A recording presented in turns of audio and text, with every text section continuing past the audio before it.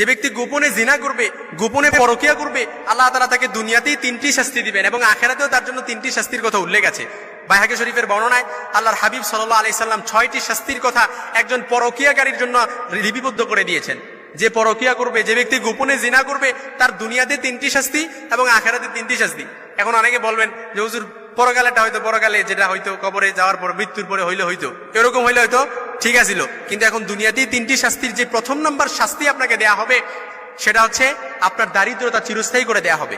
অর্থাৎ আপনার অভাব অনটন সংসারে লেগেই থাকবে, আপনার জীবনে কোনো প্রফুল্লতা আসবে না, কোনো বারাকা আসবে না, চারদিক থেকে শুধু আপনার দারিদ্রতা এবং আপনি গরিব হয়ে যাবেন অতি তাড়াতাড়ি যদি আপনি গোপনে পরকিয়া করেন, গোপনে জেনা করেন। আল্লাহর হাবিব সাল্লাল্লাহু আলাইহি সাল্লামের স্পষ্ট হাদিস, 6টি শাস্তির দুনিয়াতে 3টি শাস্তি দেওয়া হবে। এর প্রথম নম্বর শাস্তি হচ্ছে আপনার কি করা হবে, আপনাকে আপনার দারিদ্রতা চিরস্থায়ী করা হবে। অথচ আল্লাহ রাসূল সাল্লাল্লাহু আলাইহি সাল্লামের মাধ্যমে আল্লাহ তাআলা পরকিয়া, যারা পরকিয়া করে তাদের ব্যাপারে সূরা বানী ইসরাঈলের 32 নম্বর আয়াতে আল্লাহ তাআলা বলেন, ওয়ালা তাকরাবুজ জিনা ইন্নাহু কানা ফাহিশা ওয়া সাআ সাবিলা, তোমরা পরকিয়ার ধারে কাছেও যেও না, নিশ্চয়ই এটা অশ্লীল কাজ, মন্দ কাজ। এজন্য যারা পরকিয়া করবে তাদের শাস্তির ব্যাপারেও আল্লাহ তাআলা পবিত্র কোরআন আল কারীমে খুব সুন্দরভাবে আল্লাহ তাআলা লিপিবদ্ধ করে দিয়েছেন। সূরা আন-নূরের 2 নম্বর আয়াতে আল্লাহ তাআলা খুব সুন্দরভাবে বলেছেন, আয-যানিয়াতু ওয়াজ-যানি ফাজলিদু কুল্লা ওয়াহিদিম মিনহুমা মিআতা জালদা, অর্থাৎ অবিবাহিত কোন ছেলে মেয়ে যদি পরকিয়ায় লিপ্ত হয় তাহলে তাদেরকে 100 বেত্রাঘাত তাদের জন্য উন্মুক্ত করে দেওয়া হবে, অর্থাৎ তাদের জন্য লিপিবদ্ধ করে দেওয়া হবে। আর বিবাহিত কোনো পুরুষ যদি এবং কোনো মহিলা যদি পরকিয়ায় লিপ্ত হয় তাদের জন্য শাস্তি হচ্ছে তাদের মাথা পর্যন্ত মাটির নিচে গেড়ে তারপর তাদেরকে রজম মারতে মারতে পাথর নিক্ষেপ করতে করতে তাদেরকে হত্যা করা। এটা আল্লাহর কর্তৃক বিধান, সেই 1500 বছর আগেই লিপিবদ্ধ করে দেওয়া আছে। এজন্য পরকিয়ার শাস্তি, প্রথম নম্বর শাস্তি হচ্ছে আপনার দারিদ্রতা চিরস্থায়ী করে দেওয়া হবে। 2 নম্বর যে শাস্তিটা হচ্ছে সেটাই হচ্ছে আপনার চেহারার উজ্জ্বলতা নষ্ট হয়ে যাবে। আপনি দেখতে সুন্দর কিন্তু চেহারার কোনো নূর থাকবে না, সেটা আপনার নূরটা কেড়ে নেওয়া হবে। অর্থাৎ অনেক ব্ল্যাক, অর্থাৎ কালো লোক দেখবেন তার চেহারার দিক তাকালে একটা মায়াবী, অর্থাৎ একটা মায়াবী একটা কাজ করে, কিন্তু অনেক সুন্দর, কিন্তু চেহারার দিক তাকালে অত ভালো লাগে না। কারণ পরকিয়া, যে ব্যক্তি গোপনে জেনা করে, গোপনে পরকিয়া করে, তার শাস্তি হচ্ছে এটাই, তার চেহারা নূর উজ্জ্বলতা উঠিয়ে নেওয়া হবে।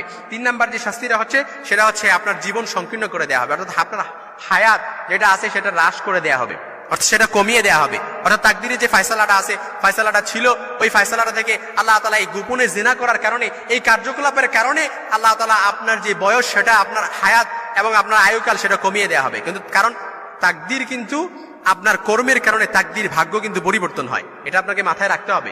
এজন্য দুনিয়াতে যে 3টি শাস্তি দেওয়া হবে সেই 3টি শাস্তির সর্বশেষ শাস্তি হচ্ছে আপনার কি করা হবে, আপনার হায়াত কমিয়ে দেওয়া হবে।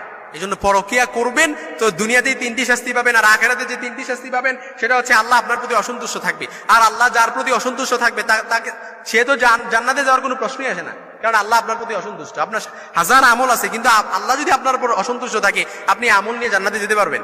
যদি আল্লাহ তাআলা দয়া না করে, যদি আল্লাহ তাআলা রহমত না করে, করুণা না করে, কখনোই সম্ভব না। এজন্য 2 নম্বর যে আখিরাতে যে শাস্তিটা দেওয়া হবে, আপনার হিসাব কঠিন করে দেওয়া হবে, পাই টু পাই আপনার প্রত্যেকটা হিসাব নেওয়া হবে। আর আল্লাহ যদি কারো হিসাব নেয়, অর্থাৎ তার পার হওয়ার কিংবা রাস্তা বাড়ি দেওয়ার কোনো উপায় নেই। In the day of judgement, in the day of resurrection, অবশ্যই আল্লাহর আসামির কাঠগড়ায় তখন জবাবদিহি তার মুখোমুখি যখন হবেন, অবশ্যই আপনাকে তখন হুচুট খেয়ে যেতে হবে, কঠিন হিসাব হবে। কারণ আমরা সবসময় এই হিসাব নামা থেকে আল্লাহর কাছে সবসময় বানা চাই, আল্লাহুম্মা হাসিবনি হিসাবান ইয়াসীরা, আল্লাহ আপনি আমার হিসাবকে সহজ করে দেন। কেন এই দোয়াটা পড়ি? কারণ আল্লাহ যদি হিসাব নেয় আমরা জান্নাতে যেতে পারবো না। 3 নম্বর শাস্তি হচ্ছে আপনাকে জাহান্নামের শাস্তি অবশ্যই ভোগ করতে হবে, এটা আপনার জন্য মাস্ট বি। হযরত সাহাল ইবনে সাদ রাদিয়াল্লাহু তাআলা থেকে বর্ণিত হাদিস, রাসূলুল্লাহ সাল্লাল্লাহু আলাইহি সাল্লাম বলেন, হাদিসে বুখারীতে এসেছে 7658 নম্বর হাদিস, আল্লাহর হাবিব সাল্লাল্লাহু আলাইহি সাল্লাম বলেন, যে ব্যক্তি দুনিয়াতে তার মুখ ও লজ্জাস্থানের হেফাজতের জামিনদার হবে, আল্লাহ তাআলা তার বেহেশতের জামিনদার হবে। অর্থাৎ আপনি আপনার মুখ ও লজ্জাস্থানকে হেফাজত করেন, আপনার জন্য জান্নাত নিশ্চিত হয়ে যাবে ইনশাআল্লাহুল আজিজ। এজন্য আল্লাহর হাবিব সাল্লাল্লাহু আলাইহি সাল্লাম বলেন, উকবা ইবনে আমির রাদিয়াল্লাহু তাআলা আনহু থেকে বর্ণিত, আল্লাহর হাবিব সাবধান করে দিচ্ছেন 1500 বছর আগে, বলেন, তোমরা নির্জনে নারীদের কাছেও যেও না। এক আনসারী সাহাবী বললেন, ইয়া রাসূলুল্লাহ, দেবর সম্পর্কে আপনার নির্দেশ কি? দেবর সম্পর্কে আপনার নির্দেশ কি?